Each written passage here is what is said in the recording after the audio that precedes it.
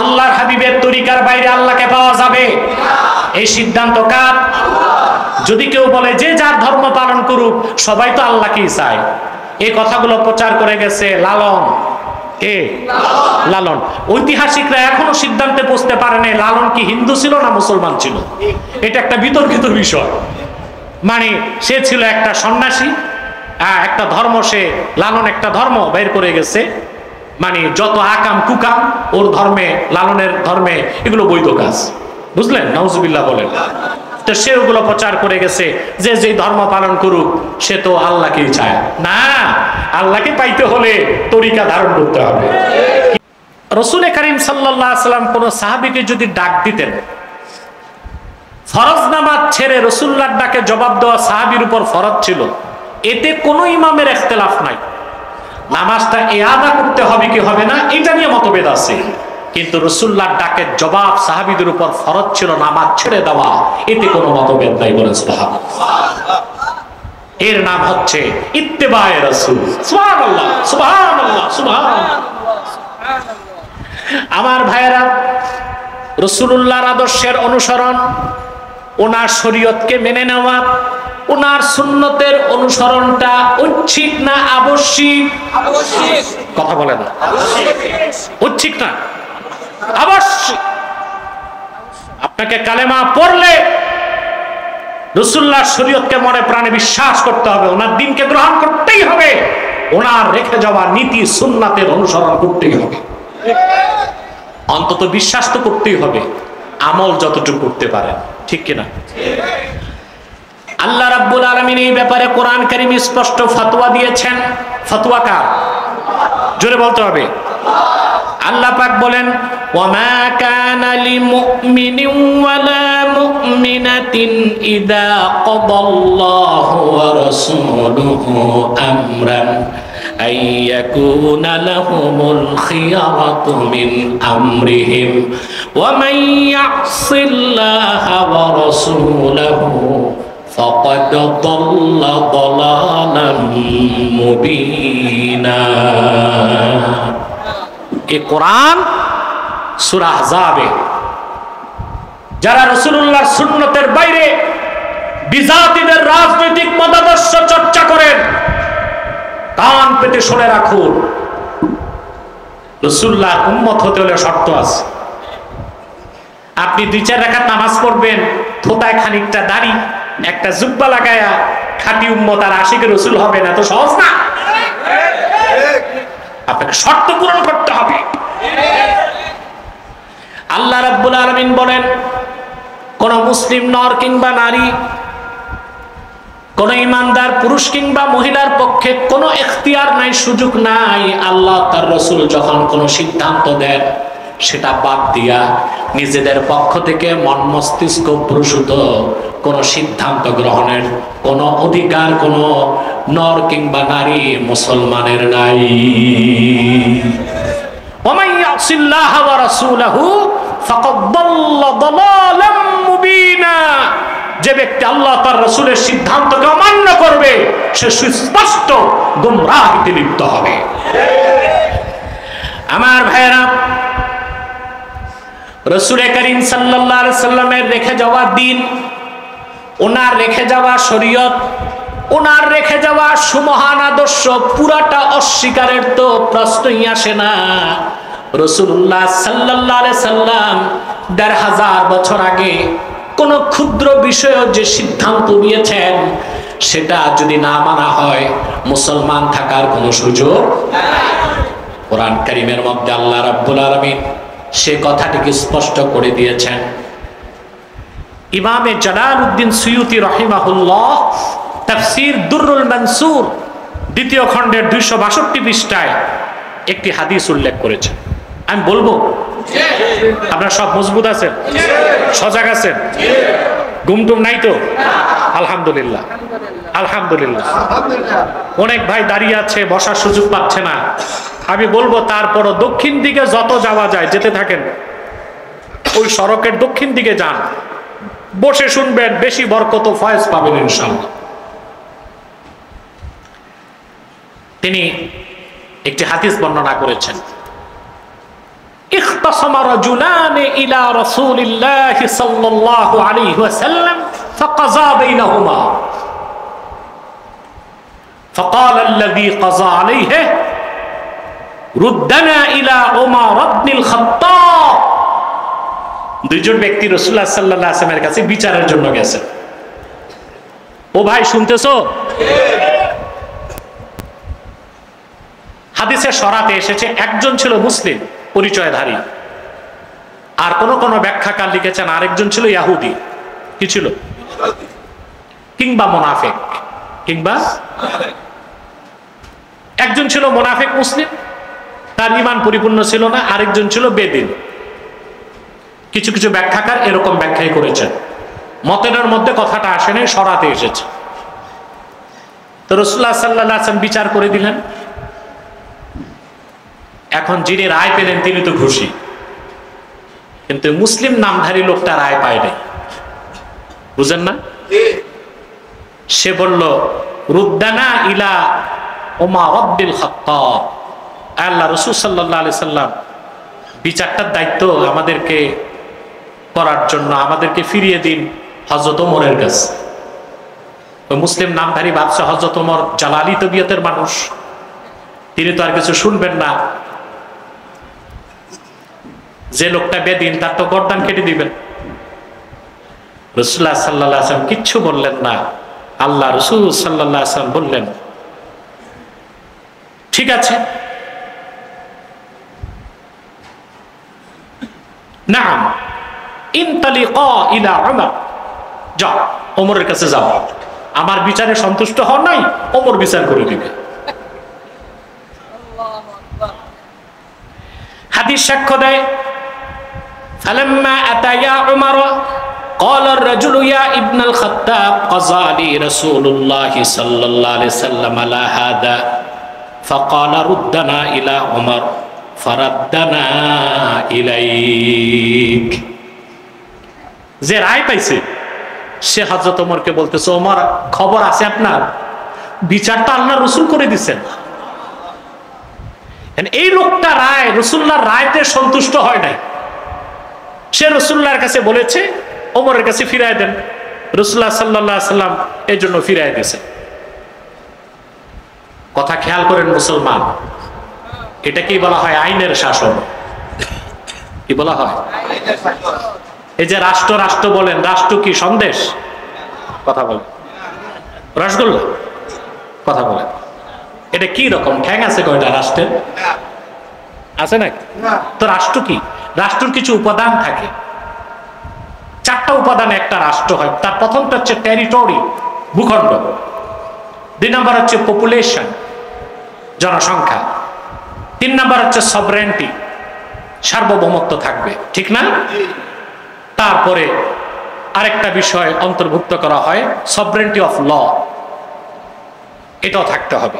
এরকম কিছু উপাদানেই রাষ্ট্র। কথা বুঝতে পারছেন? সার্বভৌমত্ব, ভূখণ্ড, আর কি থাকবে? সরকার। চতুর্থটা হচ্ছে সরকার, গভর্নমেন্ট।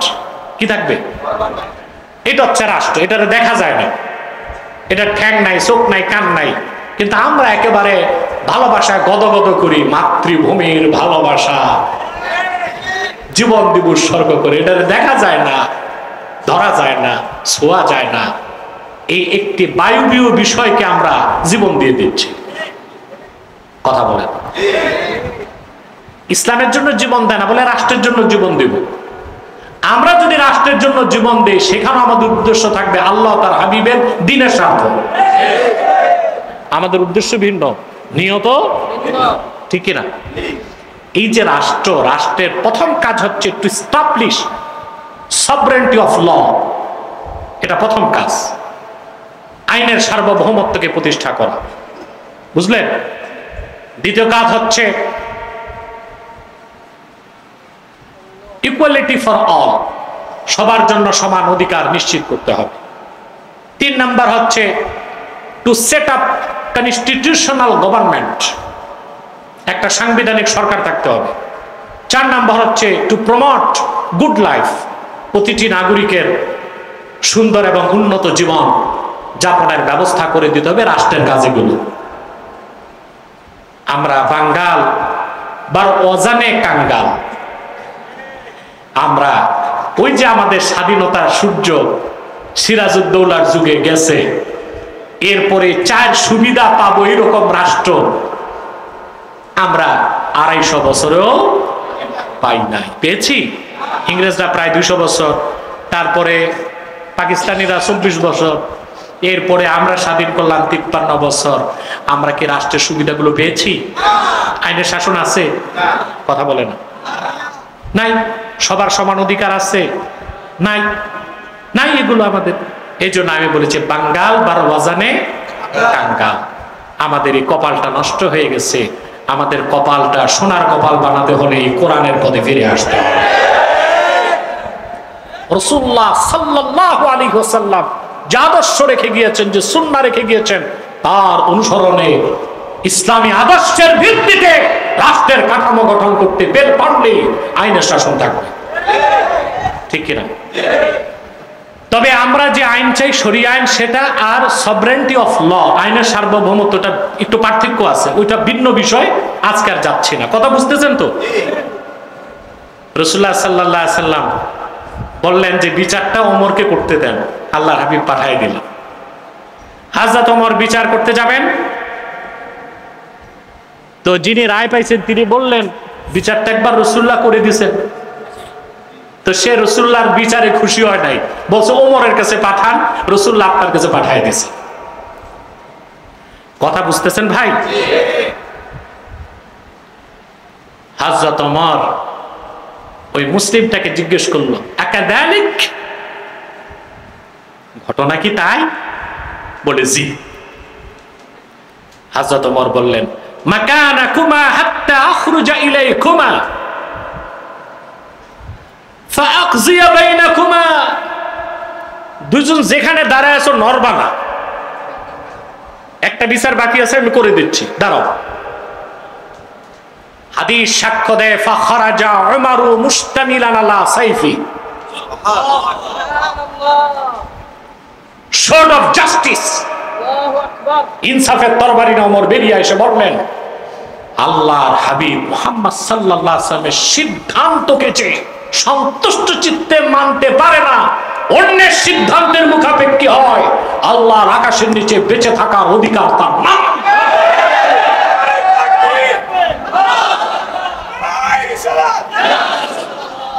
এই কথা বললেন, আর সেই নামধারী মুনাফিকের গর্দান কেটে দিলেন। পাশের যে ও এক দৌড় দিছে,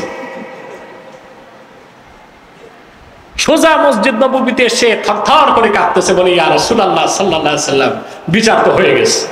বলে কি? বলে আপনার রায় যে মানে নাই, তার গর্দান কেটে দিয়েছে হযরত ওমর। হাদিস সাক্ষ্য দেয়, আল্লাহর হাবিব বললেন, মা কুনতু আযুন্নু আন্না উমর ইয়াজতারিউ আলা কতলে মুমিন। আমি ধারণা করতে পারি নাই কোন মুমিনকে ওমর হত্যা করতে পারে। কথাটা শুনে ওমর ইবনুল খাত্তাবের চেহারাটা মলিন হয়ে গেছে। আসলেই কি আমি কোন মুসলমানকে মেরে ফেললাম নাকি? আল্লাহ রাব্বুল আলামিন হযরত ওমরের পক্ষে কোরআনের আয়াত নাজিল করে দিলেন। এত আস্তে, বাহিরে যারা সবাই একসাথে আল্লাহ আয়াত নাজিল করে ঘোষণা করলেন, ফালা ওয়া রাব্বিকা লা ইউমিনুনা হাত্তা ইউহাক্কিমুকা ফীমা শাজারা বাইনাহুম থুম্মা লা ইয়াজিদু ফি আনফুসিহিম হারাজাম মিম্মা কাদাইতা ওয়া ইউসাল্লিমু তাসলিমা।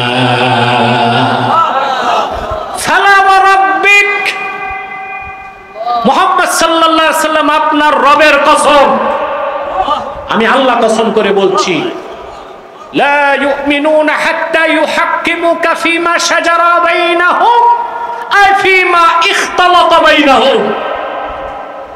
আপনার উম্মত, খুসুসি ভাবে আপনার সাহাবীগণ, তাদের ক্ষেত্রে সৃষ্ট বিরোধের নিরসনে আপনি যে সিদ্ধান্ত দেন তা যদি বিনা প্রশ্নে সন্তুষ্ট চিত্তে মেনে না নেয়, যতক্ষণ মেনে না নিবে, আমি আল্লাহ কসম করে বলি তারা মুমিন হতে পারবে না। প্রিয় ভাইরা, তোমাদেরকে আমার প্রশ্ন, আমরা শুধুমাত্র নামাজ, রোজা, হজ, যাকাত, সদকা, পোশাক আশাক কয়েকটা বিষয়ের ক্ষেত্রে সুন্নতের অনুসরণ করি, রাসূলুল্লাহর সিদ্ধান্ত মেনেছি, কিন্তু আমাদের ব্যক্তি জীবন, সমাজ জীবন, আর্থিক জীবন, পারিবারিক জীবন, সংসার জীবন, সাংস্কৃতিক জীবন, আমাদের রাষ্ট্র, আমাদের রাষ্ট্রের কাঠামো, এসব উমুরুদ দুনিয়া, উমুরুল মুহিম্মাত তাতাআল্লাকু বিদ-দুনিয়া, দুনিয়ায় বড় বড় কাজগুলোর ক্ষেত্রে আমরা রাসূলুল্লাহর সিদ্ধান্তগুলোকে মানতে পারি নাই। কিভাবে দাবি করব আমরা যে আল্লাহর হাবিবকে আমরা জীবনের চেয়ে বেশি ভালোবাসি? প্রমাণ তো দিতে পারলাম না। প্রমাণ দিতে হবে না? কথা বলে না। অতএব যদি খাঁটি সুন্নি আশিকে রাসূল প্রকৃত মুসলমান হতে চান, আল্লাহর হাবিব মুহাম্মদ সাল্লাল্লাহু আলাইহি ওয়াসাল্লামকে ১৫০০ বছর আগে সাহাবায়ে কেরাম যেরকম ভালোবাসতেন, আমাদেরকে ওই রকম ভালোবাসতে হবে। আর এর প্রমাণ হচ্ছে জীবনের সকল ক্ষেত্রে আল্লাহর হাবিবের শরীয়তের অনুসরণ করতে হবে, ওনার আদর্শের অনুসরণ করতে হবে, ওনার সুন্নতের অনুসরণ করতে হবে। এবার আসেন, কিছু কঠিন কথা বলবো, সহ্য করতে পারবেন? কথা বলে না। রাসূলুল্লাহ সাল্লাল্লাহু আলাইহি সাল্লামের রেখে যাওয়া আদর্শ, বাংলাদেশে যে বলছিলাম কিছু ইসলামপন্থী আর কিছু মৌলবী এখন পশ্চিমাদের ট্রেনে উঠছে, পশ্চিমাদের ওনারা এখন ভাবসাব বদলায় ফেলছে, বলতেছে আমরা ওয়েলফেয়ার স্টেট চাই, আমরা বহু সংস্কৃতির বাংলাদেশ চাই। আর একদল আছে নাস্তিক, খোলামেলা বলে আমরা বহুত্ববাদ চাই, মানে মতবাদের কোন, সব মতবাদকে কি করতে হবে। এর মানে হচ্ছে কত মতবাদী তো বাংলাদেশে আছে, যেমন হিজরা, তাদেরকে আপনি হিজরা বলতে পারবেন না, হিজরা এর হিজরা বলতে পারবো না, এটা একটা কথা।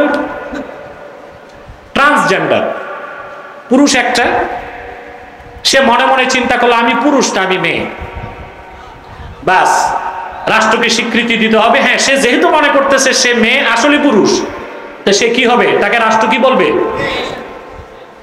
সমস্যা হবে না? হবে না? ঢাকা বিশ্ববিদ্যালয়ে ছাত্রদের হল আলাদা, ছাত্রীদের হল। এখন যে ট্রান্সজেন্ডার, অর্থাৎ আল্লাহ বানাইছেন পুরুষ কিন্তু ও লিখছে কি নারী, রাষ্ট্র যদি তারে নারী স্বীকৃতি দেয় তো তার জায়গা হল প্রশাসনকে কোথায় দিতে হবে? মহিলা ক্যাম্পাসে, মহিলাদের হলে, কিন্তু আসলে সে কি পুরুষ। অবস্থাটা কি হবে? আবার আরেকটা হচ্ছে সৃষ্টিগতভাবে মহিলা, কিন্তু সে বলতেছে আরেকটা পুরুষ, বুঝলেন? মহিলা সৃষ্টিগতভাবে বলতেছে আমি তো পুরুষ, আমি কি আসলে কি?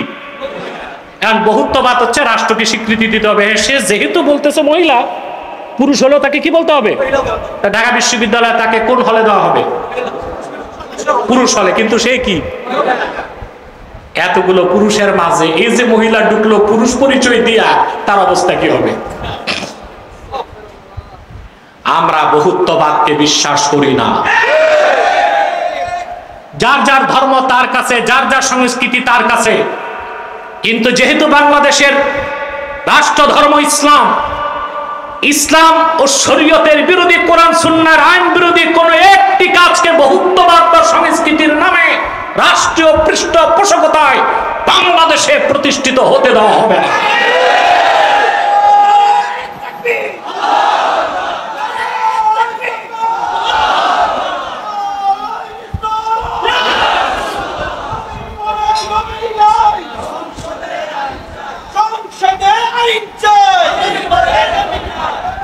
সম্মানিত সুধী, কথা শুনতেছেন? তাহলে আমরা কি বহুত্ববাদ, বহু সংস্কৃতি এগুলো মানতে পারি? তো এই যে বললাম, আমার দেশে অনেক লেবাসধারী মৌলবী সাহেব এখন পশ্চিমাদের রেলে উঠছে। এদের ডেস্টিনেশন কি? কথা বলেন। জাহান্নাম। কথা বলে না, জাহান্নাম, কোনো সন্দেহ নাই। অতএব জীবনের সকল ক্ষেত্রে রাসূলুল্লাহর আদর্শের অনুসরণ করতে হবে, ওনার পূর্ণাঙ্গ দ্বীনের অনুসরণ করতে হবে, ওনার সুন্নাহের অনুসরণ করতে হবে। এই ক্ষেত্রে আমি আপনাদেরকে দুটো হাদিস শোনাচ্ছি। আহমদ বিন হাম্বল রাহমাতুল্লাহ মুসনাদের মধ্যে হাদিস এনেছেন, হাদিস নাম্বার 15864, বিশাল হাদিসের কিতাব, পিছনে আমার লাইব্রেরিতে আছে, বুঝলেন? মুসনাদ আহমদ বিন হাম্বল রাহমাতুল্লাহ সংকলন, হাদিস নাম্বার 15864। এখানে আব্দুল্লাহ ইবনে সাবিত বলেন, জাআ উমর ইবনুল খাত্তাব ইলা নবী সাল্লাল্লাহু আলাইহি ওয়াসাল্লাম فقال يا رسول الله صلى الله عليه وسلم إني مررت بأخ لي من بني قريظة فكتب لي جوامع من التوراة ألا أعرضها عليك يا رسول الله صلى الله عليه وسلم। সাধারণ সাহাবী না, হযরত ওমর একদিন কিছু পৃষ্ঠা পাতা নিয়ে রাসূলুল্লাহর খেদমতে উপস্থিত হয়ে বললেন, ইয়া রাসূলুল্লাহ সাল্লাল্লাহু আলাইহি ওয়াসাল্লাম, আমার এক প্রতিবেশী ভাই বনু কুরাইজা, সে তাওরাত কিতাব থেকে মূল মূল বক্তব্য কিছু লিখে আমাকে দিছে, আমি কিতাব থেকে দেখাবো। কথা শুনতেছেন? তাওরাত কিতাব নাজিল হয়েছিল কার উপর? মুসা নবীর উপর, ঠিক না? তো সে তাওরাতের কিছু অংশ পৃষ্ঠায় লেখা তিনি এনে বলতেছেন, আমি কি তা আপনাকে দেখাবো? আব্দুল্লাহ ইবনে সাবিত বলেন, ফাতাগায়্যারা ওয়াজহু রাসূলিল্লাহি সাল্লাল্লাহু আলাইহি ওয়াসাল্লাম। قال عبد الله فقلت له الا ترى ما بوجه رسول الله صلى الله عليه وسلم। আব্দুল্লাহ ইবনে সাবিত বলেন, এই কথা শোনার সঙ্গে সঙ্গেই আল্লাহর হাবিব সাল্লাল্লাহু আলাইহি সাল্লামের নূরের চেহারা মোবারকের রং বদল হয়ে গেল। তার মানে রাসূলুল্লাহ এত বেশি রাগ হলেন, চেহারায় রাগটা ফুটে উঠল। মনে রাখবেন, রাসূলুল্লাহ যখন রাগ করতেন তখনও চেহারা থেকে নূর বের হতো, যখন খুশি হতেন তখনও নূর বের হতো। সুবহানাল্লাহ বলবেন না? আব্দুল্লাহ ইবনে সাবিত বলেন, আমি হযরত ওমরকে বললাম, ভাই আপনি কি আল্লাহ রসুলের চেহারা মোবারকটা দেখতেছেন না? আপনার কথায় রাসূলুল্লাহ সাল্লাল্লাহু আলাইহি সাল্লাম কতটুকু নারাজ হয়েছেন? কথা বলে না। হযরত ওমরের হাতে ছিল কি? তাওরাতের কিছু অংশ। রাসূলুল্লাহ সাল্লাল্লাহু আলাইহি ওয়াসাল্লামকে দেখানোর সুযোগ পান নাই, শুধু অনুমতি চাইছেন। এটি রাসূলুল্লাহ সাল্লাল্লাহু আলাইহি ওয়াসাল্লাম এতটুকু রাগান্বিত হলেন। হযরত ওমর বুঝতে পারলেন কথাটি আল্লাহর হাবিব অপছন্দ করেছেন।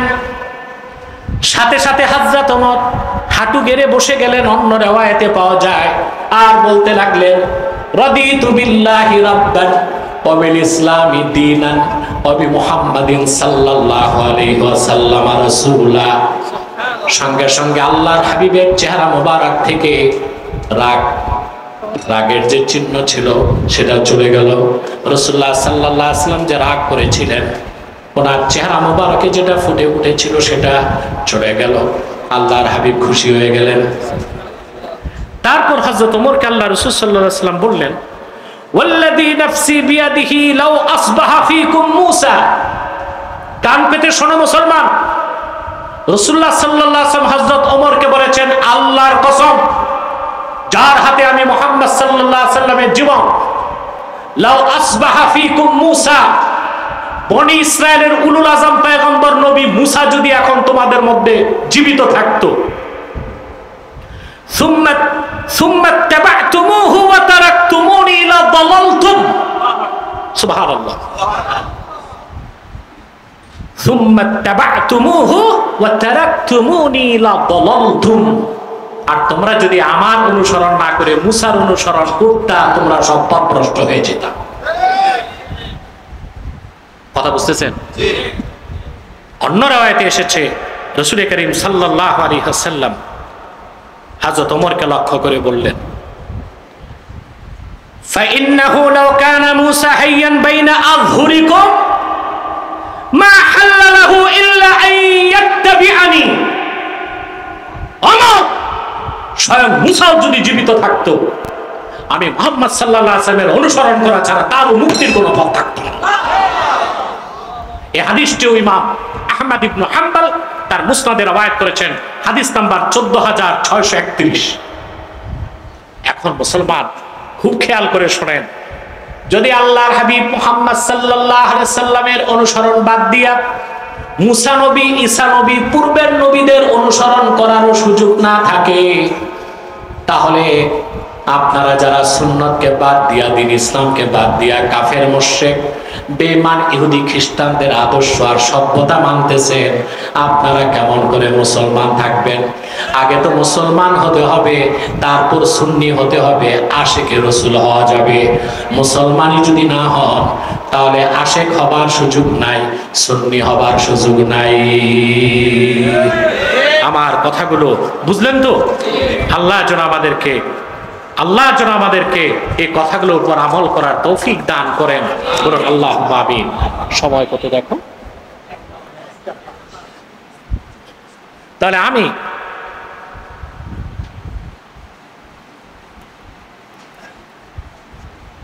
আলাদা কথা শুনতেছেন ভাই? তাহলে আল্লাহর হাবিব সাল্লাল্লাহু আলাইহি সাল্লামের সুন্নতের অনুসরণ আমরা করব না ইনশাআল্লাহ?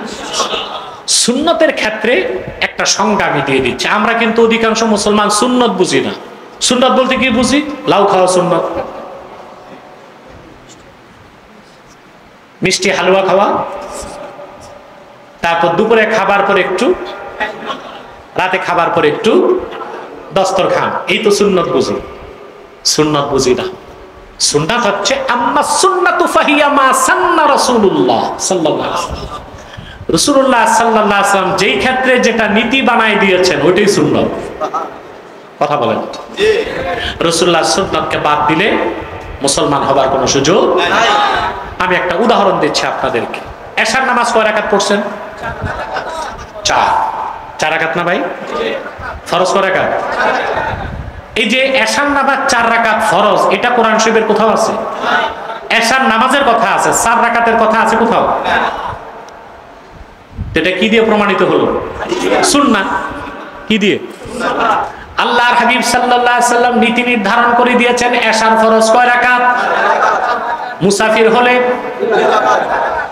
যোহর ফরজ, আসর ফরজ, মাগরিব ফরজ, ফজর ফরজ, এটা সুন্নাত। আপনি বলবেন ফরজ না বাড়াবা, ফরজ নামাজ আবার সুন্নত হয় কেমনে? এশা যে 4 রাকাত ফরজ, নীতি হিসেবে সুন্নাত, হুকুম হিসেবে ফরজ।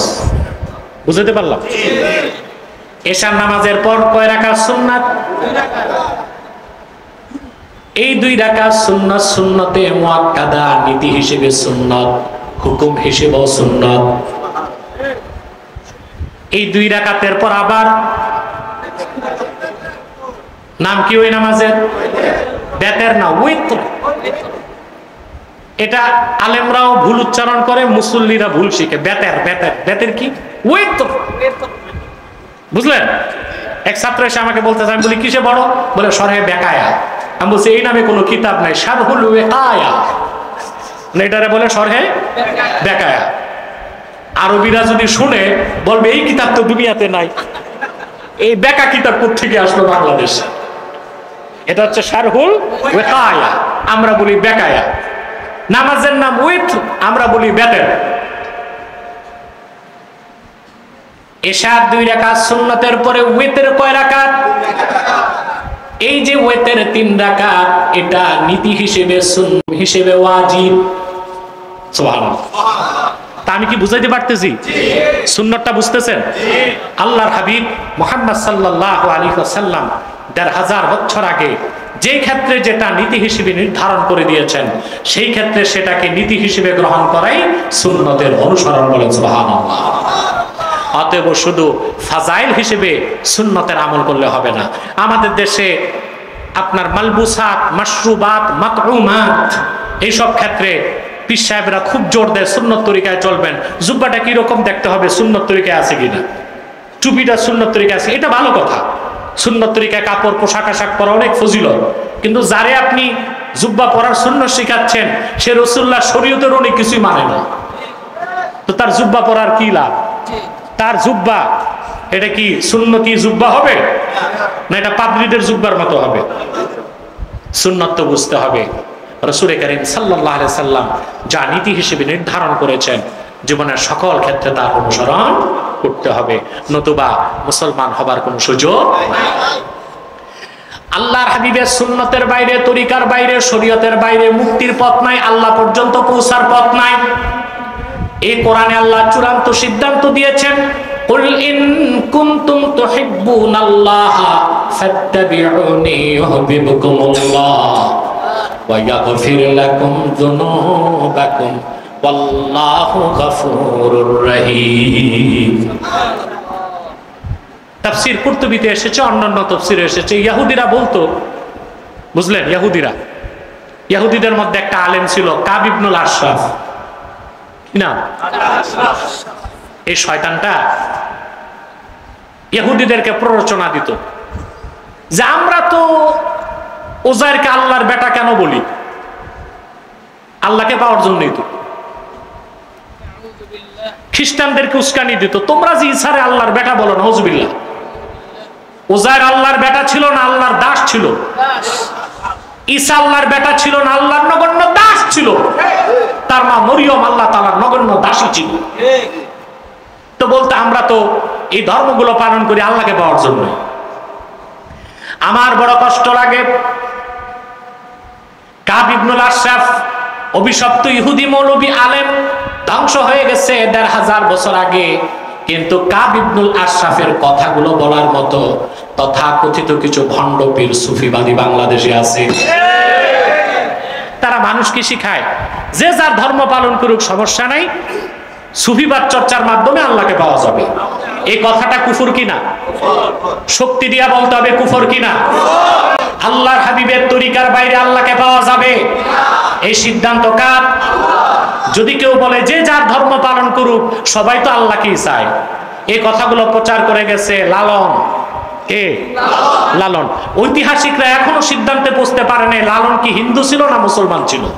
এটা একটা বিতর্কিত বিষয়।